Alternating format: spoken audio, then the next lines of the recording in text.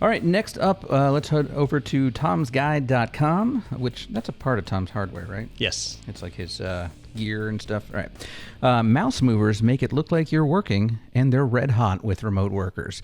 And so this is for people that their company's actually monitoring to see if there's activity and if you're doing something. It's funny because this reminds me. I remember like the days of net zero and all those kinds of stuff. Oh yeah, if you I had a went roommate. inactive, it would hang you up. Yes. Yeah, I had a roommate in college where he had one of those plugins where it paid you to browse because they're feeding you ads. So he'd just leave. He got it was software at the time, right? Though to move mouses. So now it's actually, this looks like a hardware solution, right? It's both. Yeah, so Right? It's both. Well, you have options, right? So what's going on here is now that people are working remote, a lot of companies have started introducing monitoring software to see whether or not people are actually working or actually at their computer, being alive and doing things.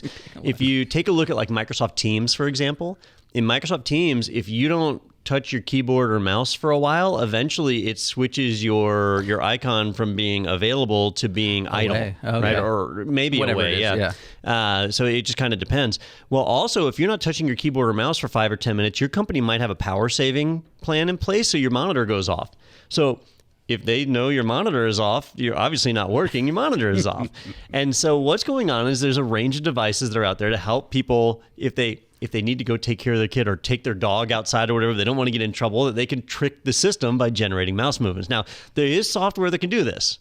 But if you're on a company computer, you likely don't have permission to install the software. Or even if you did, your company's software inventory system would see that software running. What's this? Move my mouse app. Yeah, mouse jiggler. Yeah. And so there's also these little USB keys that you can plug in that do a virtual mouse, but pretty obvious. You see it in the device manager of the system that it's not a Logitech mouse. Mouse jiggler, yeah. So companies have started selling these physical devices that sit underneath your mouse, and they can just kind of shake, rotate or tilt or whatever to slowly move the underneath them or something. There's several different models. One really cool one has an LED screen on it, and by moving the LED lights, it tricks the mouse into thinking it's moving. Oh, it thinks it's moving across something. Yeah. But it's That's crazy. A surprising amount of sophistication has gone into this. And you when could I do this read with a belt sander, right? If you Probably. just hovered it. fastest mouse, it worked great for like 5 minutes. Right. It's like, well, I got nothing left. I was thinking like a oscillating fan and just hook it to your mouse. But I hadn't heard of this. And so I went on Amazon and did a search, and sure enough, there's like 40 or 50 different types you can pick from that range from $15 all the way up to $30, $50, depending on how fancy you want to get.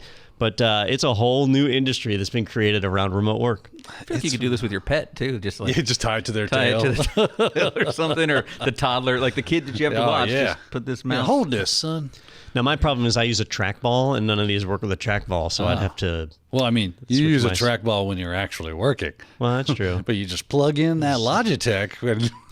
See, I remember one time, like my mouse died, and because I've got the magic mouse that the one that you have to plug in, and of course the plug is on the bottom, so you can't use it while it's plugged in. It is awesome. So I It's remember like trying to learn at home all of the keyboard commands because I'm like, I'm dead. I mean, I've got to keep working for a little bit. So maybe I could just use that argument of, oh, my mouse wasn't, but I just know all the shortcuts. So my son the other day was having problems. He was playing Fallout 4 on his computer, and something was going wrong. And I walked over, and he's got one of those fancy gaming mices. Yeah. Anyhow, it's annoying. I don't like to use the mouse, and so I do all keyboard shortcuts when I go to help him. Yeah. And it blew his mind. Yeah. He was like, "How did you do all that with just the keyboard?"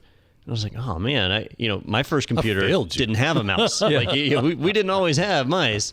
But today's generation Mouse doesn't work on DOS. Listen, son, when I was your age, we had these fancy mice attached to our computers. Yeah. I had to get a real mouse. Tell him, step on that key. Oh, that would do it too. Like a mouse and with the wheel. You could probably set something up with the trackball underneath, Don.